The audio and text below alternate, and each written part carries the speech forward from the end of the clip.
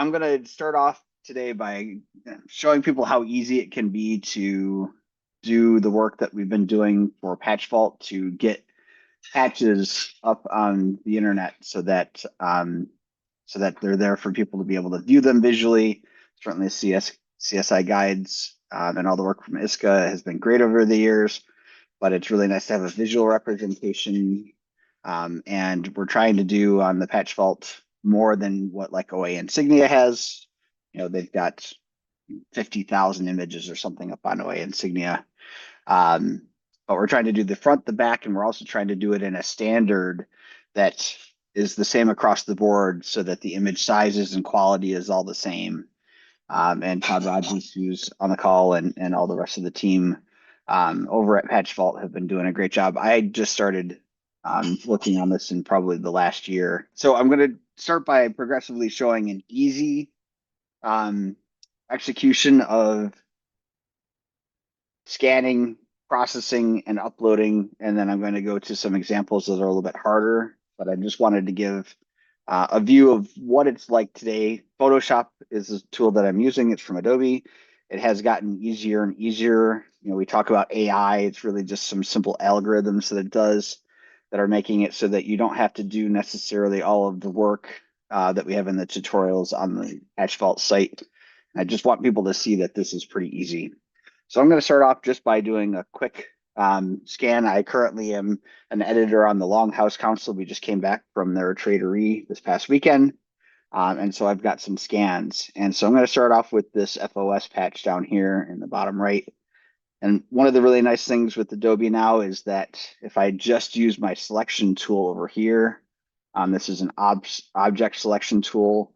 I don't believe this was quite all in the previous tutorial that was made, but I've selected objects selection tool here, and I've just highlighted around, and I don't have to be very precise. That's the nice thing about this. Even if I were to just be kind of in the area, see right here, that's not enough. But as long as I get most of the patch that I'm trying to scan, it's going to go ahead and outline that. And so then I'm going to go up and I want to copy. And then up on the PatchVault site, there are a number of templates that they've created ahead of time. One little hint, when I first started using this, I did not go in and remove these suggestion backgrounds that kind of help you line things up. And just to give you an idea of things, this is the layers that are showing. So in Photoshop, we've got multiple layers, and that way we can make things disappear, make things reappear. And by separating things out in layers, you can work on affecting specific areas of an image. And so I'm going to turn those off so that they don't show here in the CSP template.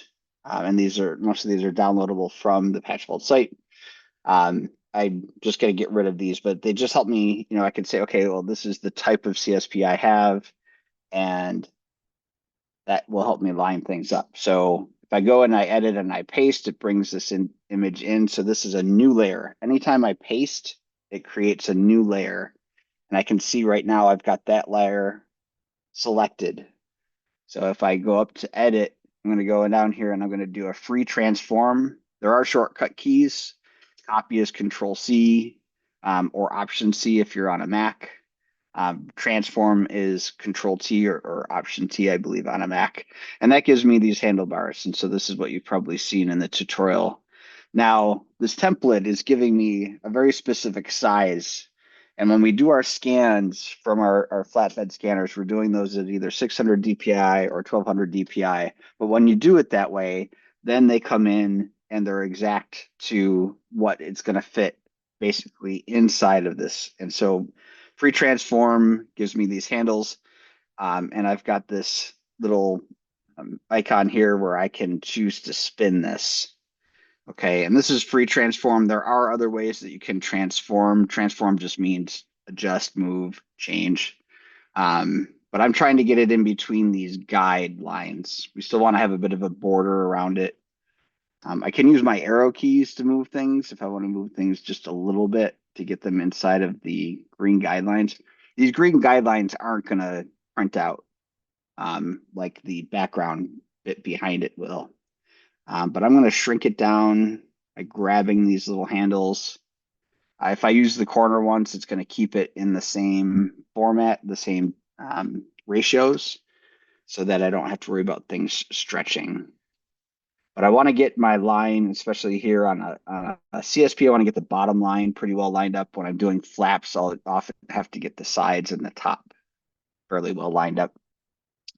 And then important thing I have to do is I got to remember to hit done when I'm done with the transforming. You can also hit enter to exit your transforming. And so what I need to do next is I need to know what the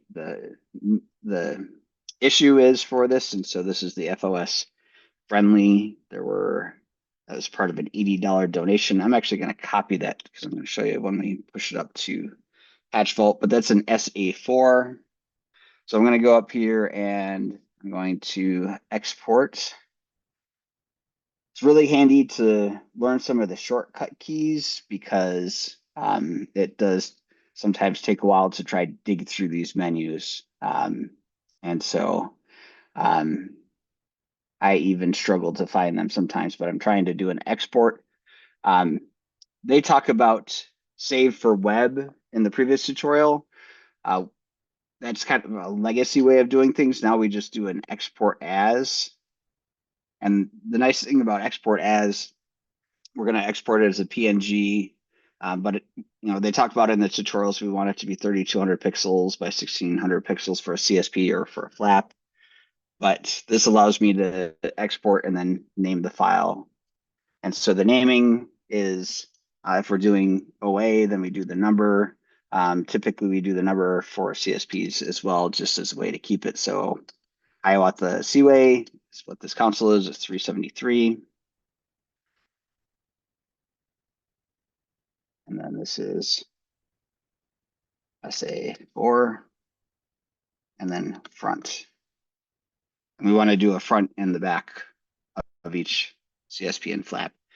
Now, what I also do here is I just hide that layer, and then I go and I get the back. And here I just, again, double check to make sure the little dashed line is pretty well surrounding it. CSPs are pretty easy to do. If I was smart when I was scanning them, I would scan them so that they were horizontal across instead of vertical, because then I wouldn't have to do the transform necessarily. But going to paste, which is Control B. I'm going to transform, which is Control T, instead of going to the menus. And you also see these pink little lines in the middle. That's telling me that I've got things centered. It's not always accurate because sometimes my image has more data than just what's directly around the CSP or flap. But I'm going to try to get it centered and fairly well lined up. And then again, file, export. This is a common mistake. If I forget to hit done or enter, I can't export because I'm still in free transform mode. So I got to go back here, hit done, and now it'll let me go in and export. So Control Alt Shift W. Oh, I'm actually in the wrong. That was the save for web. Export as Control Shift W. This is just a little bit easier than that old legacy version. I cheat. I click on the name of the file I just did, and then I go in here, and then all I have to do is change the ending to back. Takes a moment to process. And then if I go up to PatchVault, you'll see in here I'm the editor for Longhouse. So I went to my home screen, and there's a listing on the home screen of all the consoles and lodges that I'm working on. Find Longhouse console. I go to issues, and I click on new issue. And so here I'm just copying what I was just putting in on that file name. This is a special event CSP, and it's number 4. If we did a variety, we could do ABC. Now the information in CSI guides does help with filling this information in. So I know that this was made in 2000, but I don't know what month. So that's approximate. I don't know how many were made. There's no patch scan URLs for anything back in the 2000s, but it's nice to be able to include that. And I can give the general council strip shape. And this is all data that helps people doing searches. So do you have to have all of this information? But it certainly helps for people to identify. It's nice to have the visual now that we have so that people can see that. But and I've got a folder where I put all of my process stuff, except for I believe I've got it going here. So here's my front. Here's my back.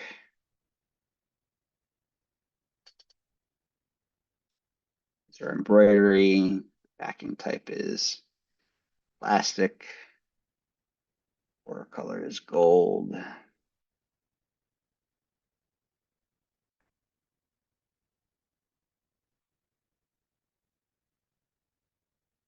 Pale blue, light blue, or sorry, pale blue, light yellow sky, brown, fleur-de-lis.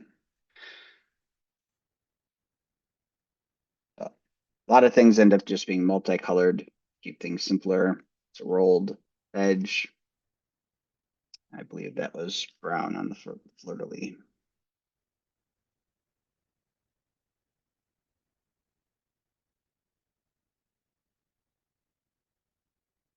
Then there's also this listing of different things just to help, again, people when they're searching and sorting. So this is a Friends of Scouting patch. It does have a fleur-de-lis, and I can include all of those. And then just some quick information. Obviously, if you know the stories, it's nice to be able to add that as well. But then hitting create issue, that starts to upload the file. I can see that I've now got an X as that's processing. So once you get going with doing these, you can process maybe one every minute to 5 minutes, depending on how quick you get with doing this. So it does make it so that you can move along pretty quick, especially with flaps and CSPs. PatchVault did just recently add CSPs. They're working on adding JSPs as well soon. But you can obviously do any kind of file. So I'm going to switch gears to some more challenging aspects of doing this work so that I can try to give people hints. I just wanted to have that all at the beginning so that if anybody was just wanting to jump back in and take a quick preview or review of how to do this, that they could quickly go through the general process when it's easy. So I'm going to go through and show you some things a little bit harder now. When we talk about white on white, things tend to get a little bit harder. There is a quick button that sometimes people get curious here that's called remove background, because what we're basically trying to do is get rid of the background and pull just the image itself so that we're just capturing the item. One thing I just want to share with folks so that they know is this remove background, it is using an algorithm. It's trying to be smart. It's trying to save you time. But you'll probably notice that here in the headdress, too much of that white was the same white as the background when we scanned it. So obviously that's not going to work, and we're going to use our Control Z, or we're going to go to Edit and say Undo Remove Background. Now, when we're doing white on white, sometimes when we try to just highlight the item, it picks up background. So again, because the background is fairly similar, you'll see in here, I'm missing all of this. So a handy little tool I can use is the quick selection tool. And that's going to bring up a new bar up here at the top. And you notice that I've got a plus, which allows me to add to what I'm going to be cutting or copying out of here. And there's a minus.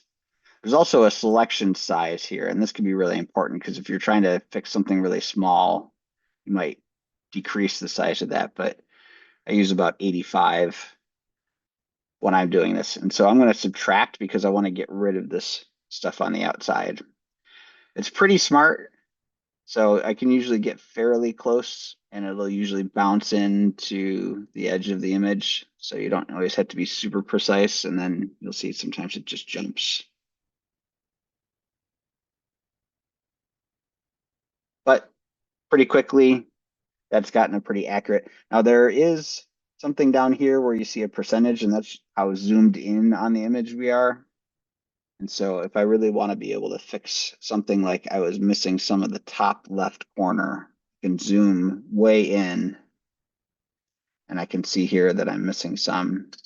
I have to switch over to plus so that I can add, but then I can move along and capture more of the edge, of course. You can always use Control Z if something didn't go well. But here I can just try to feather into the edge a little bit more. And then here I can see I've got too much. So I go switch to the minus. I can feather down.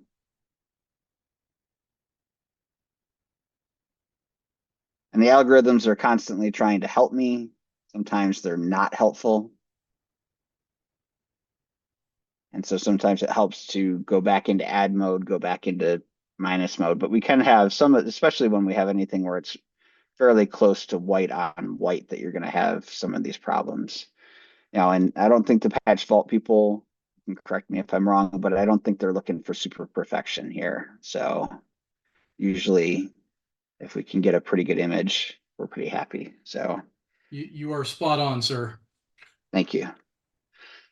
We realize that there are so many images to bring in. I think there's 70,000 images already up in PatchVault, and then it's the volunteers that are making that happen.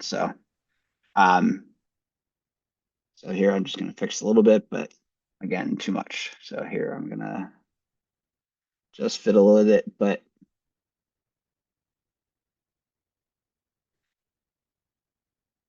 and I did find a template for neckerchiefs. So here I've got some templates, and here's my neckerchief template. So that's jacket patches or neckerchiefs, and that's opening up. So it gives me a little bit more space. One thing to notice is if you get too many things open at once, sometimes it's hard to find them and it can be hard to kind of go back and forth. But if you click over here, I can see my file names. And so here's my neckerchief. And then here, I think the neckerchief I was copying. So I'm going to do Control C again. I'm going to go back up here to my neckerchief template. I'm going to do Control V, Control T to transform.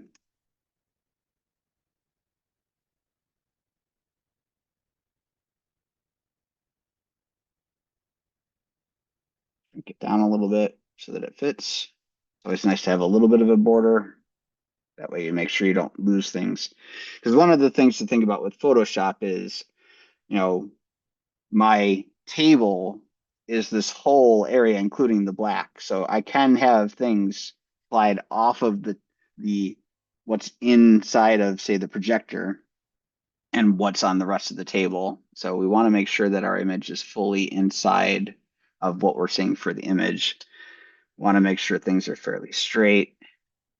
And the nice thing is when I'm working with this no background here, so in this image, in this file, I don't have my background even turned on. I can turn it on if I want to have that white, but I can turn it off, and that actually gives me these little squares, which could be helpful for getting things lined up as well.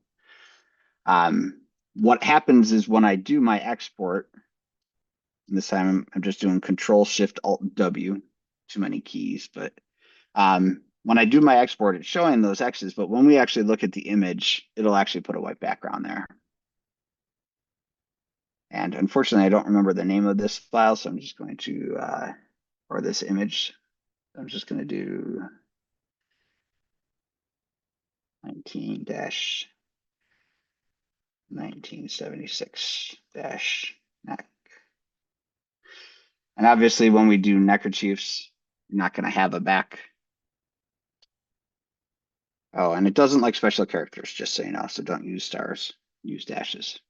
Somebody in the chat had asked about transparency. What you're seeing right now with that checkerboard pattern in the background, it adds a white background behind it when you save the file. But if you pull that in, for example, let's say you're making a history book for your lodge. When you pull that in, the white background isn't necessarily there when you save it as a PNG with the transparency enabled. So it gives you better flexibility to be able to kind of move things around and put them in a different colored box or do whatever without that background there. It'll look basically just like the neckerchief is on that page. You won't get any white around it. And when we do a class on using Photoshop to do patch design, that'll come in really handy because you can do, like I'm doing the design right now for our CTC patch series for our camp out in the fall. And I use the same order for a bunch of different patches. And so I keep the layer of the border, I keep the layer of the background for the twill, and all I'm doing is just throwing in different images. And by taking in and having that transparency, having that background removed, it makes it so that I can drop in a picture of an animal into the middle of my patch design. And then I can export multiple layers together so that you get that design off to the patch manufacturers, which can be really handy. Some other problems that we tend to come across. Here I've got a turtle. It's a jacket patch, but you'll see here there's a string in there. And again, I don't really want that string, so I'm going to go to my quick selection tool. I'm going to go to minus, and it's very easy to just swipe across that and take out that stitch. Um, Now, the reason that we really like people to use scanners is because when you take pictures, there's a lot of problems that come with just taking pictures. So let me find a image here. So for example, here is something that I took a picture of, and it'll try to be really smart. It should grab onto just that flap. So, it's really great to see that it can kind of see the difference between the flap and the chevron. But when I go to push this into here, it's warped. It's not shaped the same as, square to what I want. And it's also not at the right DPI. And so I would have to do a transform. I'd have to make it bigger. The colors aren't going to be as good. There's going to be more shadow problems. And so that's why we really push people to use a scanner, a flatbed scanner, when you're doing patches, instead of using a camera. There are ways that you can kind of do a setup with a light box or a kind of a photo shoot system to do it if you don't have a flatbed scanner, but flatbed scanners you can usually find fairly inexpensive these days. And most of the, even 10 years ago, flatbed scanners, should be under $100 to be able to do that. But that's a big reason why we don't suggest people going from just taking a picture with an image. The biggest thing is the shadows and the stretching that happens when you do that. So, um, so I'm going to close that one. Now, when you want to scan odd shaped things, right? So slides, pins, it's very hard to be able to really get those captured well using a flatbed scanner. So, again, there are some setups. But here, at least the nice thing with the Photoshop is that it will try to automatically grab everything. Again, I can go to the bottom here and I can adjust my zoom so that I can get a better view on this. And it's still nice to have something rather than nothing when we get, to get the images up here. But you'll see, here the weakness of the scanner bed is because now there's too much gap between the image and the background. And so, but, I can still at least get a decent picture of what this looks like. And so I think this suffices pretty well for doing slides. Certainly, if you get into trouble, one of the things that I'm trying to do with Adobe is we do a lot of volunteer work, and it's very important for Adobe to have our employees doing volunteer work. So we're trying to take, if you have trouble with some images or if you don't have Photoshop, I'm working on getting a group together so that we can do some of the image processing for folks. And then if you have like a Dropbox or a Google Drive, all the councils can get access to a Google Drive with like a couple terabytes worth of space. Um, and so we can certainly just contact me. My email is pretty easy. It's tgk@adobe.com if you want me to put you in our pool of people that need help. Um, Another situation that sometimes comes up, I try to jam in as many patches as I can per scan so that I'm working with fewer files. But sometimes when you try to do the quick select, it grabs onto an extra area. And so just something to keep in mind. Sometimes it'll grab the patch next to it. And so again, just going here to my quick selection tool, making sure I'm on remove minus, and then I can quickly fix that. Now, if you have something that's really problemsome, that doesn't sound like a word. If you have something that's, you just can't get the automatic selection tool to work, you can just use the quick selection tool in the plus mode, and you can just work your way along the edge, along the border here. When you do this kind of work, though, you just always have to make sure that you double check to make sure that you didn't miss something, especially in the middle of the patch. The easiest way to do that is instead of doing a copy, I can do a cut. If I do a cut, that lets me see if I missed anything. So if I had that neckerchief up, that neckerchief, the white on white one, that would have probably missed some, and I would have noticed that I had some in the back that I was missing. The cut does work like the copy, so I can cut, and then I can go to my template. Oops, wrong template. And then I can paste. Here I can see I did kind of miss the edge of it. So then I can do Control Z is that quick undo. And go back to my original. Undo over here. And then I could go back in and fix the bits that I missed.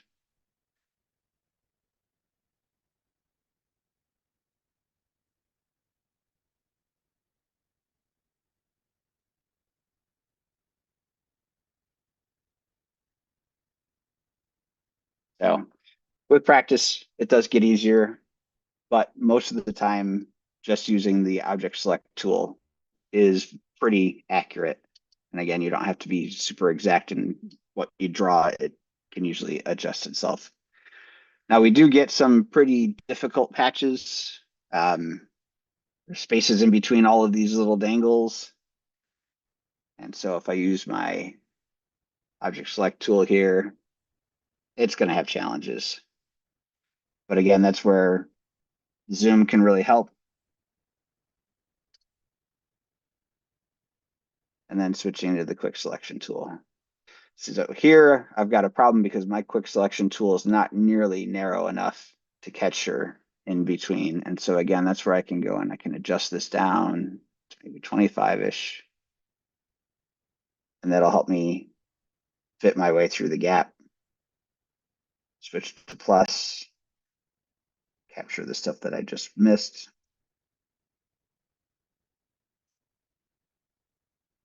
So again, if you do have stuff that you're really struggling with, reach out to me. I'm also on Facebook, but always glad to help folks do these kind of things.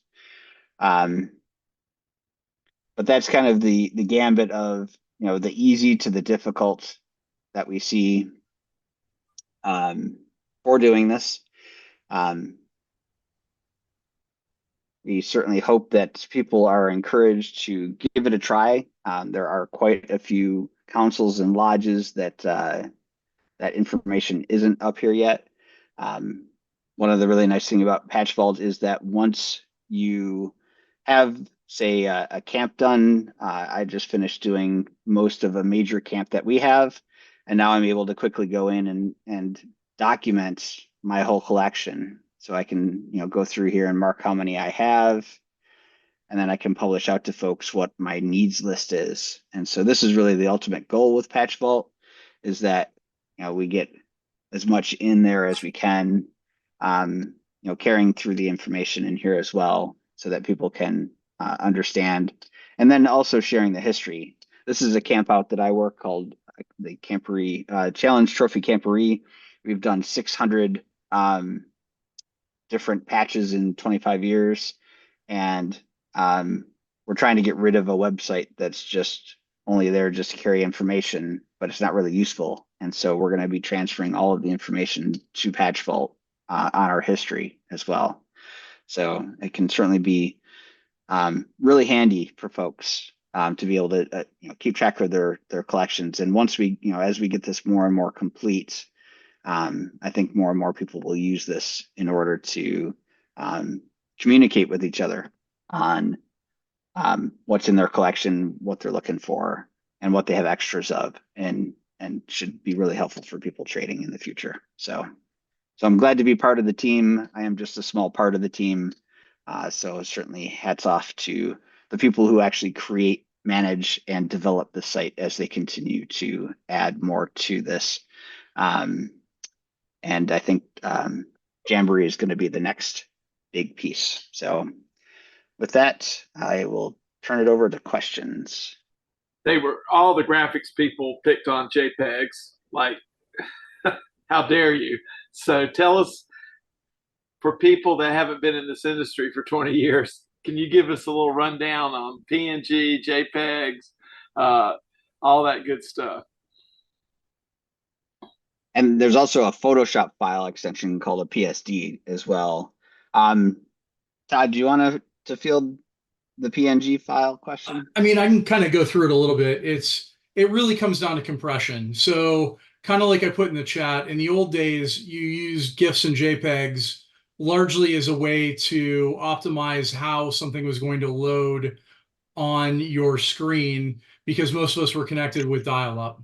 Most of us are using high-speed internet now, some sort of fiber, some sort of cable solution, whatever it may be. So the other issue is, back in the old days, storage was very, very expensive. I think on PatchVault right now, we pay like $200 a month for like almost a petabyte of data, which is just ridiculous. Storage is not an issue anymore. PNGs give you greater flexibility and higher quality images when you generate like a PDF checklist, when you do any one of a number of other things. So if you're going to get large data storage at an affordable price and then be able to use those on a site and then do things like generate PDF checklists or have pages load with high quality images, you're going to want the best image out there. You could argue that maybe is still a bitmap, but a PNG is a little more scalable. It's a little more extensible into other types of things that you're doing. I use it extensively on a couple of Western Pennsylvania history books. It gives you greater flexibility for what you get. Plus, it also allows you to kind of create the transparency that he was actually showing that earlier. I don't think he really went down that rabbit hole, but the transparency is a big one as well. It just gives you a lot of flexibility, a lot of bang for the buck.